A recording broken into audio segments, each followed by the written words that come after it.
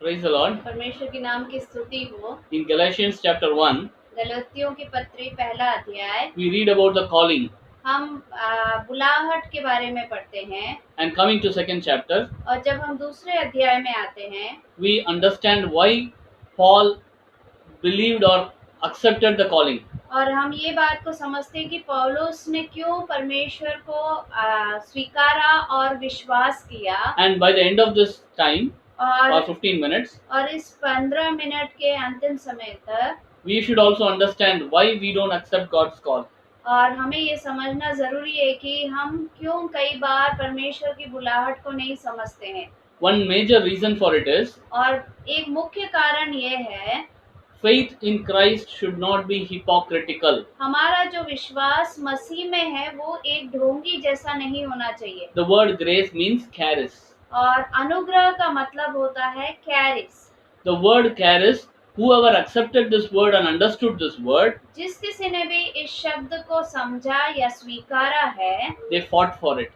और वो उसके लिए लड़े भी हैं। They understood the calling which God called them. और वो समझ गए थे परमेश्वर की बुलाहट को। Same in the case of Paul. और पौलुस के बारे में भी ऐसे ही है। Paul was willing to die for Christ.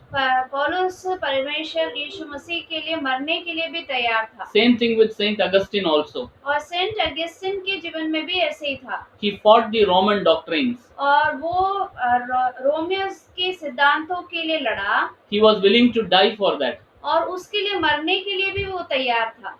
In other words, वो दूसरे शब्दों में grace is God's riches at Christ's expense. अनुग्रह जो है परमेश्वर का धन है जो यीशु मसीह के द्वारा खर्च किया गया है।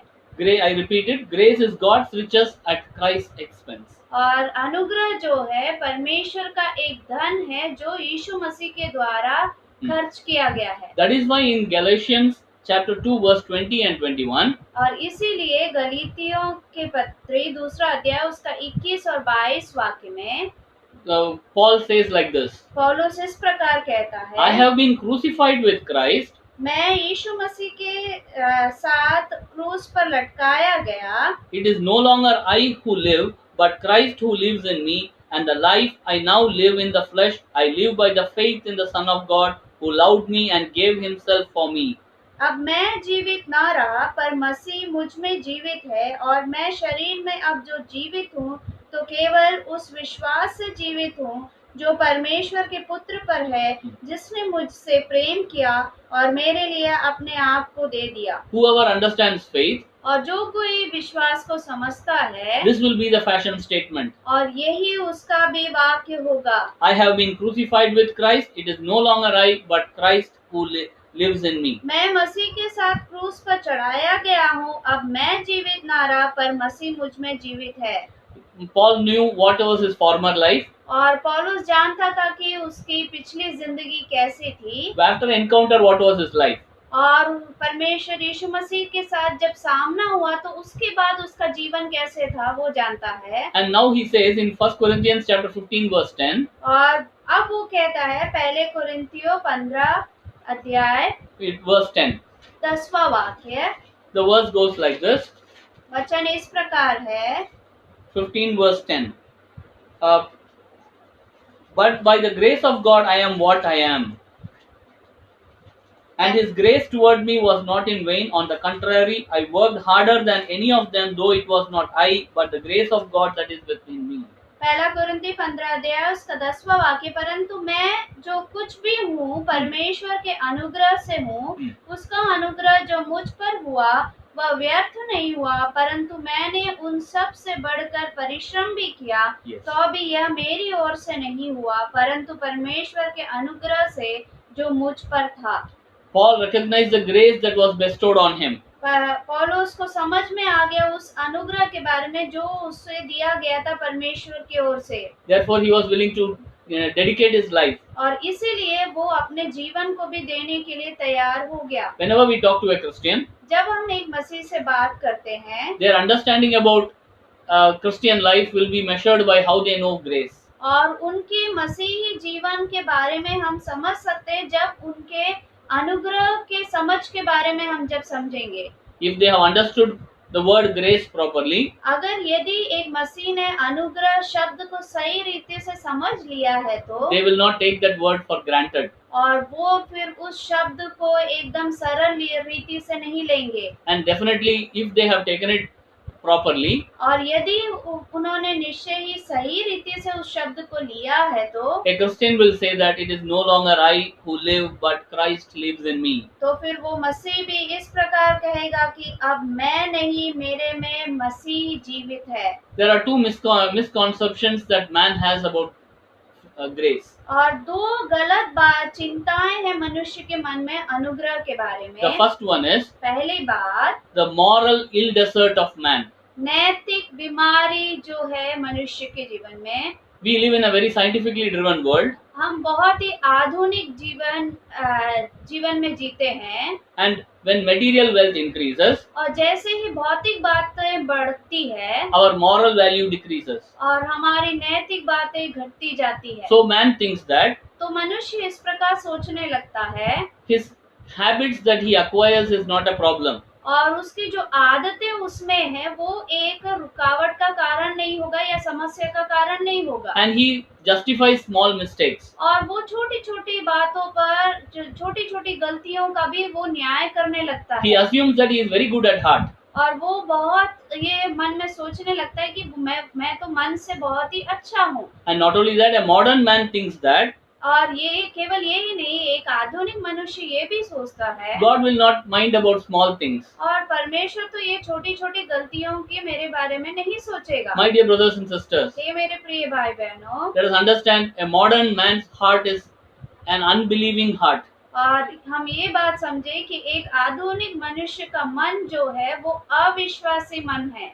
Because he doesn't recognize the value of grace. क्योंकि वो अनुग्रह का जो मूल्य है उसको समझता नहीं है। He forgets himself that he is a rebel against God. वो ये भूल जाता है कि वो परमेश्वर के खिलाफ रहने वाला एक व्यक्ति बन गया है। He forgets that he is unclean before God. वो ये भी भूल जाता है कि वो परमेश्वर के नजर में अशुद्ध हो गया है। And he doesn't understand that he is worthy of God's condemnation. और वो ये भी समझने से चूक जाता है कि वो परमेश्वर के न्याय के लिए भी योग्य है करके।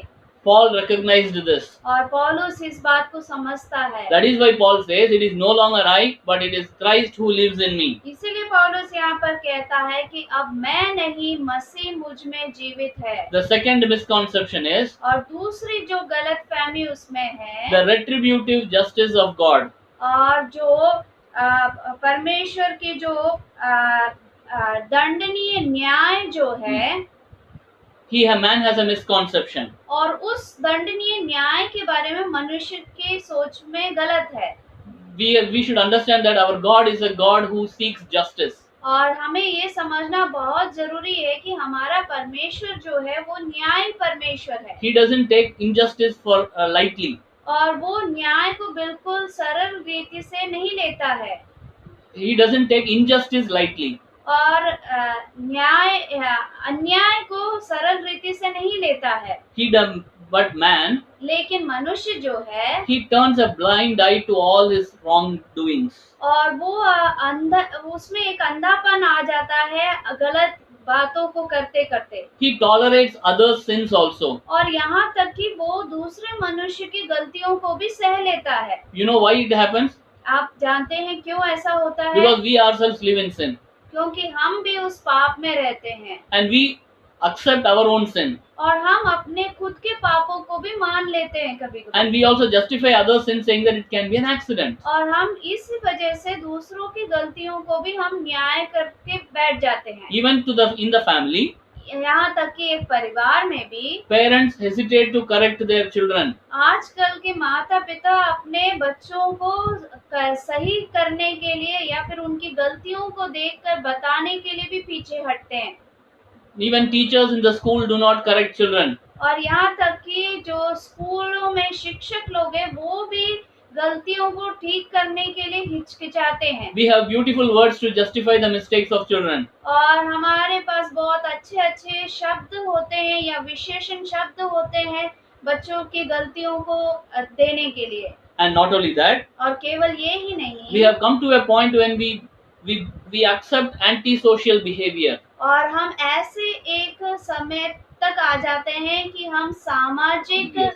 गलती के और चल पड़ते हैं And we justify it also. और उसका भी हम न्याय करने लगते हैं। And moreover, और उससे बढ़कर we have set a limit saying that we will not sin beyond this. हम एक सीमा बना लेते हैं और कहते हैं कि इस सीमा के उस पार हम और कोई गलती नहीं करेंगे। You should know that हमें जानना है an unbeliever in Jesus Christ एक अविश्वासी जो मसीह में है thinks that God also thinks the same way we think. और ये सोचने लगते हैं कि परमेश्वर भी हमारे बारे में यही सोचता है शायद। Like we think, God also thinks. जैसे हम सोचते हैं वैसे ही परमेश्वर भी सोचता है करके It is wrong. लेकिन ये गलत बात है। Retribution is, he also thinks that retribution is fantastic in God's sight, और मनुष्य ये भी सोचने in God's world. मनुष्य ये भी सोचने लगता है कि जो न्याय है वो परमेश्वर के राज्य में ही होगा करके, Not in man's world. लेकिन मनुष्य के राज्य में नहीं होगा ऐसा सोचता Let है। us understand our God is a holy God. हम ये समझे कि हमारा परमेश्वर जो है वो पवित्र परमेश्वर And we है also put all the blame on God. और हम सारी गलतियां या जो भी ब्लेम है वो परमेश्वर पर डाल देते हैं। Let us remember, हम ये याद रखें God created a moral world. परमेश्वर ने एक नैतिक दुनिया को बनाया है। Like we breathe, like we take our breath inside and outside, जैसे हम अपने सांस को लेते और छोड़ते हैं retribution is an attribute of God. और जो न्याय है वो भी परमेश्वर का एक स्वभाव है। If God has created a moral world, यदि परमेश्वर ने एक नैतिक दुनिया बनाई है He will punish. तो फिर निश्चय वो जरूर दंड देगा। God is a judge of all the earth, और परमेश्वर इस पूरी पृथ्वी का न्यायी है and God is right always. और परमेश्वर हमेशा सही रहता है। God will vindict the index or protect the innocent people. और जो नम्र या निष्कलंक है उन लोगों को परमेश्वर हमेशा बचाता है। And let us understand, we read about it in Genesis 18:25. और इस बात को हम उत्पत्ति की किताब 18 अध्याय उसका 25वें वाक्य में पढ़ते हैं। Genesis 18:25 reads like this. 18 का 25वां वाक्य इस प्रकार हम पढ़ते हैं, इस प्रकार का काम करना तुझसे दूर रहे कि दुष्ट के संग धर्मी को भी मार डाले और धर्मी और दुष्ट दोनों की एक ही दशा हो, यह तुझसे दूर रहे। क्या सारी पृथ्वी का न्याय न करे? Far be it from you to do such a thing, to put the righteous to death with the wicked, so that the righteous fare as the wicked.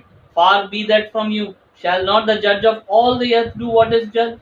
And the Lord said, if I find at Sodom 50 righteous in the city, I will spare the whole place for their sake. This is a discussion or an argument between Abraham and God. ये जो है वार्तालाप परमेश्वर और Abraham के बीच हुई वार्तालाप है। My dear brother, our God is a just God. ये मेरे प्रिय भाई बहनों, हमारा परमेश्वर न्यायी परमेश्वर है। This must enable us to understand what grace is and what is a misconception about grace. और ये हमें समझना जरूरी है कि अनुग्रह क्या है और अनुग्रह की जो गलत चिंताएं हैं उसके बारे में भी हमें समझना है। Because Paul knew that, क्योंकि पौलुस जानता था, he began to confess that और वो पश्चाताप करने लगता है। in verse 21, और Galatians 2:21, गलातियों की पत्र 2 अध्याय उसका 21वें वाक्य में, I do not nullify the grace of God, for if righteousness were through the law, then Christ died for no purpose. मैं परमेश्वर के अनुग्रह को व्यर्थ नहीं ठहराता, क्योंकि यदि व्यवस्था के द्वारा धार्मिकता होती है तो मसीह का मरना व्यर्थ होता। We cannot nullify grace. हम अनुग्रह को व्यर्थ नहीं समझ सकते। For enjoying grace, और अनुग्रह का आनंद लेने के लिए Christ came down into this world यीशु मसीह खुद इस दुनिया में आए to snatch us from the evil world, और इस बुरी दुनिया से लेकर खींच कर ले जाने के to लिए protect us from sin, और इन पापों से हमें बचाए रखने के to लिए present us holy before God. और हमें पिता परमेश्वर के सामने पवित्र ठहराने के लिए। My dear brothers and sisters, हे मेरे प्रिय भाई बहनों, like Paul, पौलुस की तरह can we also say that क्या हम भी ये कह सकते हैं, I have been crucified with Christ. मैं मसीह के साथ क्रूस पर चढ़ाया गया हूँ, It is no longer I, अब मैं नहीं, but Christ who lives in me. मसीह मुझ में जीवित रहता है। And that is why Paul was going to that extent. He was understanding God's call. और इसीलिए पौलुस परमेश्वर की बुलाहट को समझ के इस बारे में आगे बढ़ते हुए जाता है। And once again I remind you, एक बार फिर आपको याद दिलाऊं, anybody who has not accepted Jesus Christ as your savior, यदि किसी ने भी यीशु मसीह को अपने उद्धारकर्ता के रूप में ग्रहण नहीं किया or है, if you have not understood the word grace properly, और यदि आप में से किसी ने भी अनुग्रह शब्द का सही रीति से समझ नहीं लिया है, we have a God who is a judge. और हमारा एक परमेश्वर है जो न्यायी है, He will come down and he has sent Jesus Christ into this world और वो नीचे आएगा और उसने यीशु मसीह को भी भेजा था to protect us from sin और इन सारे पापों से हमें बचा ले and let us be saved. और हम बच जाए। And let us also confess like Paul saying that और हम भी पौलुस की तरह पश्चाताप करें, it is no longer I, अब मैं नहीं, it is Christ who lives in me. लेकिन मसीह मुझ में जीवित रहे। Amen. May God bless us with His word. परमेश्वर इन वचनों से हमें आशीषित करे। आमीन। आमीन।